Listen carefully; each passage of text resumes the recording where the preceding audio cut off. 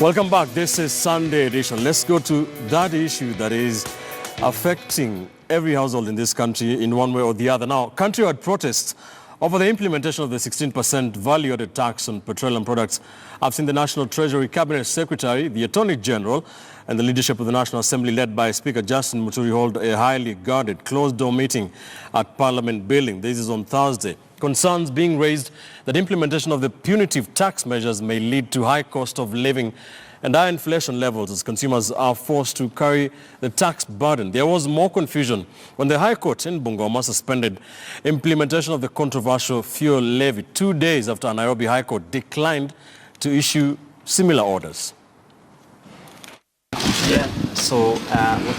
The 3-hour closed meeting brought together National Treasury Cabinet Secretary Henry Rotich, Attorney General Paul Kihara, Speaker of the National Assembly Justin Muturi, Leader of Majority Aden Duale, Budget and Appropriations Committee Chairman Kimani Ichung'wah, Finance and Planning Chairman Joseph Limo, and the Clerk of the National Assembly Michael Sialai. The consultative meeting happened against the background of countrywide uproar following Saturday implementation of VAT tax on petroleum products, which has led to a hike in the price of fuel, increase in travel cost, and an imminent rise in the cost of basic commodities after millers issued a warning that the price of maize and wheat flour will shoot up. Last week, Thursday, MPs voted to postpone implementation of the tax by 2 more years through the Finance Bill 2018. That is yet to land on the table of President Uhuru Kenyatta for assent and or rejection. We've had a meeting with the National Treasury, the Attorney General's office, the leadership of the House, and it's just to try and address the issues that you've raised. And this was just the first meeting. And I can assure you that going forward, we will be able to address whatever issues may be of concern to Kenyans. Now, this was our first meeting, and we are going to have a series of meetings until we get the issue solved. There was more confusion over the fuel levy tax when the High Court in Bungoma Thursday suspended the decision by Treasury to levy a 16% tax on petroleum products. Justice Stephen Riechi issued the orders pending the hearing of a petition filed by 3 residents from Kisumu who argued that the new tax will raise the cost of living. Interestingly, on Tuesday, Nairobi High Court Judge Chacha Mwita declined to suspend the fuel levy tax on grounds that the legislative process was incomplete because the Finance Bill 2018 is yet to reach the President's desk. Wacha tugoje wakati huu, lakini iko watu wengine wana biashara wanachukua hii nafasi kuongeza vitu bei zaidi ya vile inatakikana. Kama mafuta imeenda juu kidogo, iko watu wengine wanafikiria hii ndio wakati wa kunyonya wananchi. Tafadhali, wacha sisi tuwe watu iko na huruma na tujue tunachezea maisha ya wananchi. Kama unga. The team that met at Parliament brainstormed over the fine-tuned Finance Bill 2018 that spells out taxation measures and get concurrence ahead of publication by the government printer. The zero draft bill is now with the Clerk of the National Assembly awaiting publication at the government printer. It will be presented to President Uhuru Kenyatta as soon as he gets back into the country to either assent, reject, and or return to Parliament with a memorandum explaining why he has declined to append the signature.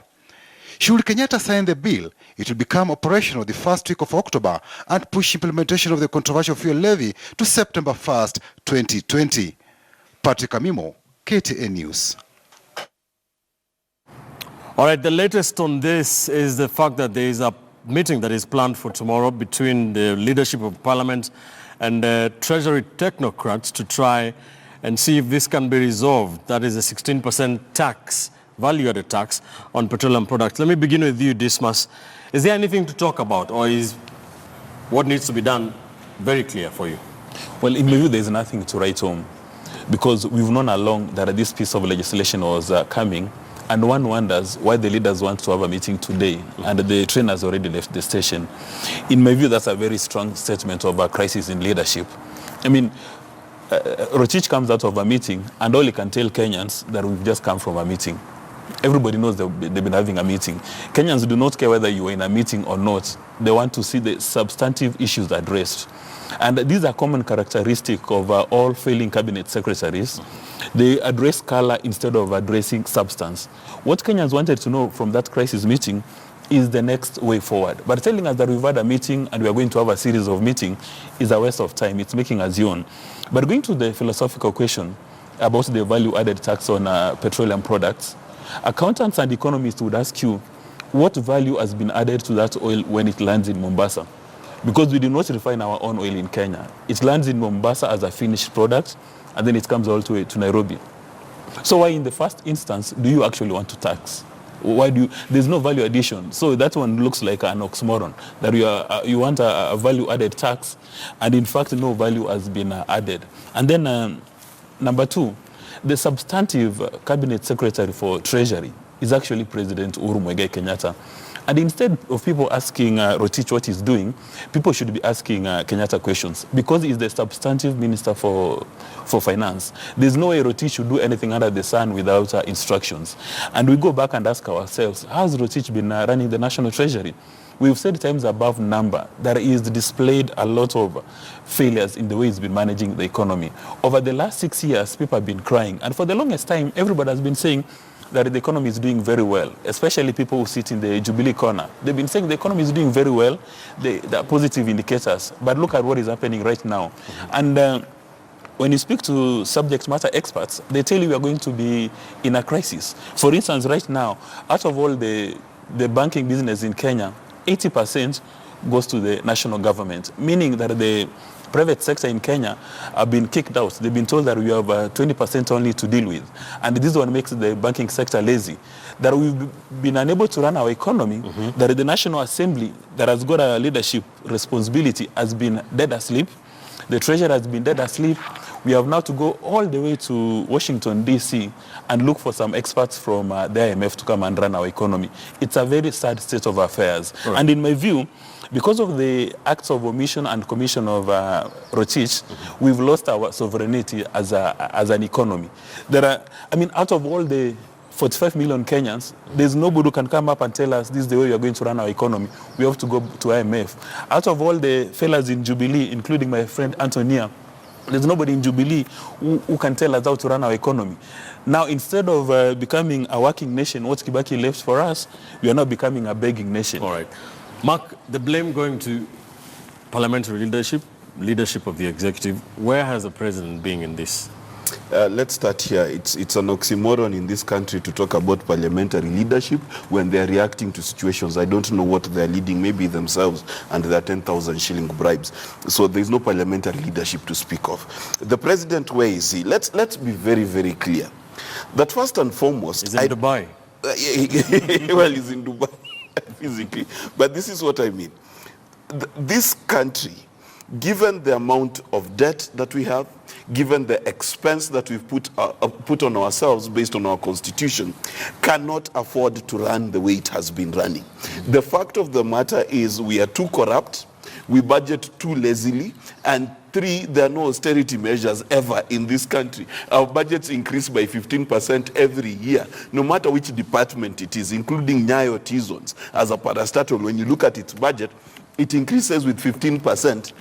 For no apparent reason. So without dealing with corruption, without dealing with a budgeting process that is based on largesse and greed, you cannot then say that we can't do without this tax. The reality of the matter is this country will crumble without us finding ways of increasing the taxes. However, the question that we need to keep asking President Uhuru Kenyatta, for me, I am of the persuasion that you can tax me even 70%. But my condition is this, that from primary school all the way to campus, I pay nothing for quality education. That my health care is quality at any given clinic and it is guaranteed. That my roads work. That's how it works in Norway, that's how it works in Sweden, that's how it works in Switzerland. We can pay taxes for as long as the services we get are congruent to those taxes. But in a country such as Kenya, the only place where we know that our taxes are effectually affected is in the growing largesse of the stomachs of our leaders. The size of the kitambi is determined by how much of our taxes a Kenyan is able to siphon through. So for me, the question is not whether the 16% should go away. My question is, will Rotich and the rest of the CSs please stop stop the stealing of our money. If they can stop stealing, we will be able to pay back our debt. If they stop stealing our taxes, we will not feel the pain because we'll get value for money. Great. This is a problem of Peter robbing Paul and then going to throw it straight at the devil's feet. Great analysis there. Mheshimiwa, this obviously raises the cost of living for every household in this country. What is the view from the county assemblies on this VAT? I think the governor was very clear yesterday, that is in terms of the county, that he does not support the increase of fuel. Right. And like my friend said here, it is not a good thing. However, we need to ask ourselves whether this is a decision that was made last week. I understand this is a decision that was made 2 years ago. And the most surprising thing is the MPs are seeking to delay this for another 2 years, not to scrap or amend. They are looking at postponing this problem, and it yet again, and it will come back in 2019, 2020. Yeah, we will still be in the same position with the same problems, still the same crisis will be there. And maybe we need to ask ourselves: is it Rotich's doing, or is it just the mortician who we are blaming for the death of the law? Or is he the midwife who is delivering this and we are blaming him for the defective or... Well, he's the cabinet secretary anyway. He's in charge of the country's planning. Yes, he's also in charge of implementing the law as passed in Parliament, by Parliament itself. So can we place the blame where it's supposed to be? All right. In the event that he does not effect the law, what happens to him? What will happen? Have we also looked at that and put ourselves in his shoes? Good question. Yeah. Kipchumba, the blame seems to be going two ways, as the gentlemen have said: parliamentary leadership, which Mark says is non-existent, and the executive. They are set to hold a meeting tomorrow. What do you expect from that meeting? I expect nothing from the meeting. When you have taken 5 years to just do simple things, you have fallen us into the crisis we are. This is a manifestation of what we call entrenched hypocrisy, entrenched incompetence, entrenched mediocrity. How do you do a meeting when the milk has already been poured and it's flowing? Do you meet to discuss how the viscosity of the milk is? This is pure, I will call it in a loose term, nonsense. Because look at it this way: this thing is not a mushroom that occurred overnight. We are saying we are meeting it here today. No, it was there since 2013. It was postponed for 2 years. It had been postponed to 2016. Now we are here. The question we need to ask ourselves, and that's why every time I ask myself a simple question: do the people, most of our problems as a country begin and end with the people in leadership in this country? We have bestowed people to leadership who have no capacity to appreciate some of these factors. Look at it this way: we have parliamentarians acting like people who came from a pilgrimage in Israel, and they have been in parliament discussing all manner of things. When the bill was passed, where were they? And I ask the media, I challenge you, give us the list of the members who are present when this bill was passed, because there is a lot of hypocrisy and pretense here. Even the leadership of the House, this is a matter that was discussed in the House Business Committee. What did they do? Did they whip up members? We did not hear of that. Secondly, when you talk about the executive, there is a problem with the executive. Our executive in this country, and this is a problem with government, both national and county, they behave like they have everything. It is a one-stop shop. That is the problem. This is not the economy. It is our economy. When Kibaki took over this country in 2003, he constituted what we call National Economic and Social Council.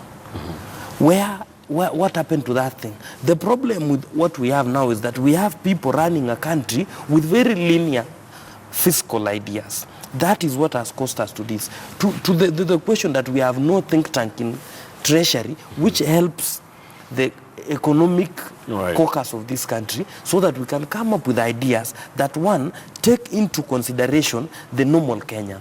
Two, we cannot be talking of a budget that keeps on ballooning and the normal mwananchi does not feel. An example in office and maintenance of this country. Each year, If you go to each subhead of the budgets of this kind, of any parastatal, you will see we'll be replacing computers, we'll be replacing printers.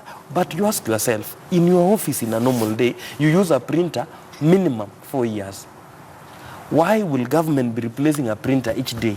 The other thing is this: why will we be moving people up and down who had no intellectual value to government? Why should we buy for them SUVs? Why are we even supporting them? The other thing is this: if you are running your household today, you cannot budget for 1 billion when your money is 100,000. You need to budget within your means. You cannot. So we're living beyond our means. Yes. Lastly, or to buttress the point of budgeting beyond our means, we need to look at Rotich in the eye and ask him, when you came up with a budget of 2.1 trillion or 3 trillion, in your thinking, how are we helping the Kenyan, the normal folk? Secondly, why are you allowing people to do projects haphazardly? Where you have a school built 3 classes, it is half, it stalls. You go there, you build a sanatorium, you build a room, it stalls. Bichachi comes in as a member of parliament, builds a road, it stalls. Where are we heading as a country? All right. Quick one. Yes. We need to also advise probably the Ministry of the Treasury that there's no country in the history of the world that has ever succeeded by listening to the IMF. The first thing you must learn as a proper Minister of Finance in Africa is tell IMF to take a very long walk over a very short pier as quickly as possible. Taking the advice of the IMF is like drinking poison and hoping it will cure malaria. That's what this country is suffering from. Speaking of Treasury. Just a quick one.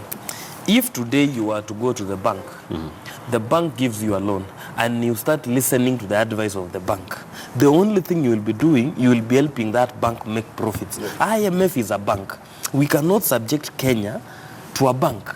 We are failing. And when you read our Article 1 of this our constitution, it talks about sovereignty. Sovereignty is not about us walking free in the streets.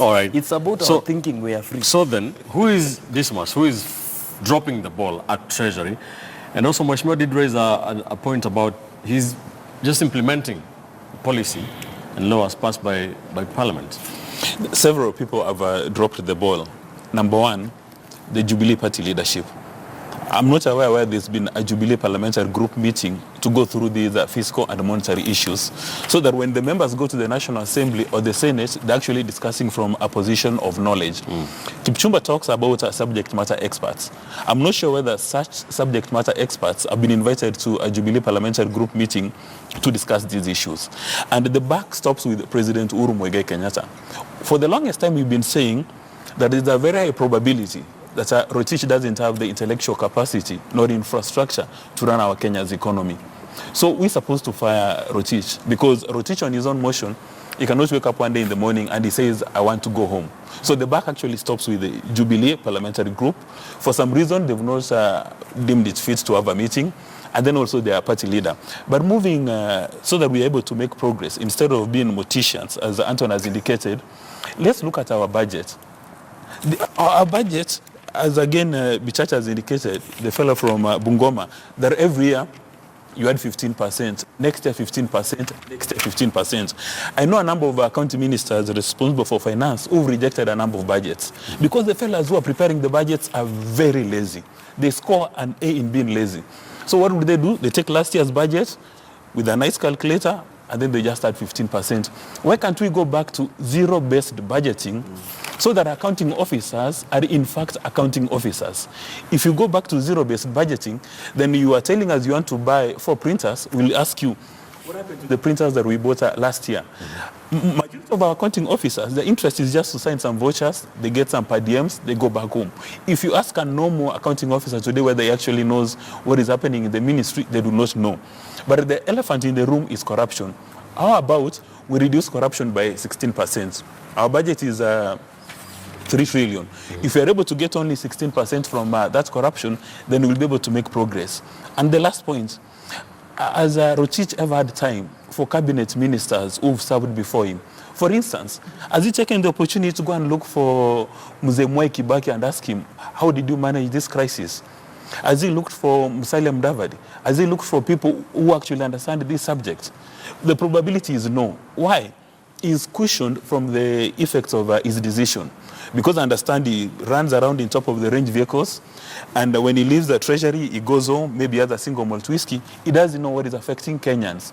Now, the bureaucrats who work under him, all of them have got a relationship with the IMF. So there's a bit of incest. And as Kipchumba has indicated, why do we want to listen to IMF? Mm-hmm. So the fellas who are running our monetary and physical policy, all of them at some stage worked for IMF. So whose interest are they serving in Kenya today? Are they serving the former employer? Because I understand a number of them are still on a secondment. Right. So whose interest are they serving? And then the third point, this handshake, I think, occasioned a crisis in Kenya. Because the people who are supposed to be speaking up right now, they are in the middle of the mix. Raila Odinga right now has no capacity, or he has no guts or no infrastructure to say anything which may offend President Kenyatta. So he is now safely in a tight corner. I've been seeing media reports from across the nation, and people are asking, why is Raila Odinga to come and give us a strategic direction? The only person who came up the other day was Musalia Mudavadi, when he attempted to talk about the reason why we are increasing the cost of oil, that we are financing corruption. Mm-hmm. And I think these the MPs, especially from Jubilee and NASA, should understand that the handshake does not limit their ability to think. The handshake did not come as a suspension, so that now they say we are going to suspend our thinking. They must proactively ask these issues. Right. And for them to tell us that we are going now to have a session, we are going to sit and come up with a solution, and they knew this thing was coming ages. That would be another strategy. Actually, I'll not be surprised if in the next few days Parliament is being recalled, and then we have an ad hoc committee established to study this VAT issue. All right. Mheshimiwa, what is your take on all this? And moving forward, what do you think should happen? I think we need to get a permanent solution. What the gentlemen on my right are saying is very correct. Maybe we need to budget with what we have. And but I mean, blaming Rotich and blaming a problem that started a long time ago may not solve anything now. We look for a permanent solution to this problem and solve it. So, but I also agree with him on the capacity. He is talking about a parliamentary group meeting.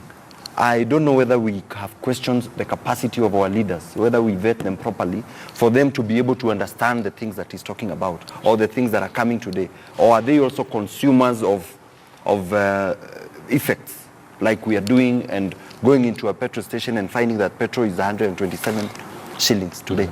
He's also asking, do we have parliamentary group meetings by Jubilee, it's a Jubilee administration? Do we have PG meetings where the leaders discuss issues rather than just whipping them into some? From your experience in the Jubilee team in the Nairobi County Assembly, do you have group meetings where you discuss real issues affecting Kenyans? Well, we do, because Jubilee controls the Nairobi County Assembly, where we have committees. The committees are controlled by Jubilee because we are the majority, and we do that in our respective committees, whereby the membership is drawn from members of the county assemblies who have been carefully selected based on their experience, their qualifications and expertise in the subjects that on the committees that they sit in. Yes, we do. But, you know, this country is very funny. First, that's what a parliamentary group meeting. That's a committee. That's what every parliamentarian is supposed to do, whether you belong to Jubilee or you're an independent or whatever it is. Well, the idea of a parliamentary group meeting, even as espoused by the Constitution of Jubilee, is this. We need to understand, there's an adage that used to be said that people with poor thinking discuss gossip, those with slightly higher thinking discuss events, and the guys who with proper thinking discuss ideas. My question is, when has an idea ever germinated from the Kenyan Parliament, Kenyan Senate? Ever? Never. They're always reacting to issues. So at best, we have second-class MPs and senators who are only always reacting, as evidenced with this issue. Number two, the cushioning of our MPs, MCAs, senators, and CSs from the effects of their decisions needs to stop. What should happen in this country is the CS of transport should be stuck in traffic with me and get led to the airport to understand that there's something he needs to fix. The MCA needs to go to the market and walk in the mud together with those people walking the mud to feel the effects. Thirdly, this government should have taken its time to absorb the shock of the 16% tax as it would have affected the Mwananchi. Number one, it does not take millers to tell the government that there will be an effect on the price of unga. The government should have offered tax incentives and tax rebates to insulate millers. All right, we need to leave it there, Kipchumba, we need to leave it there. Let's take a quick commercial break. We'll continue to keep an eye on this. We will wait to see if the president will sign that bill, finance bill of 2018, whether that problem will be postponed or whether they will try to scrap it off once and for all and cushion Kenyans from this 16% VAT on petroleum products. Let's take a quick commercial break. Here on Sunday edition, when we come back, we'll be getting to some politics for the county of Nairobi. We'll be taking a look at the impeachment of the Nairobi County Speaker, Beatrice Salachi, who went to court to seek an injunction to stop her impeachment. Don't go too far. This is Sunday edition.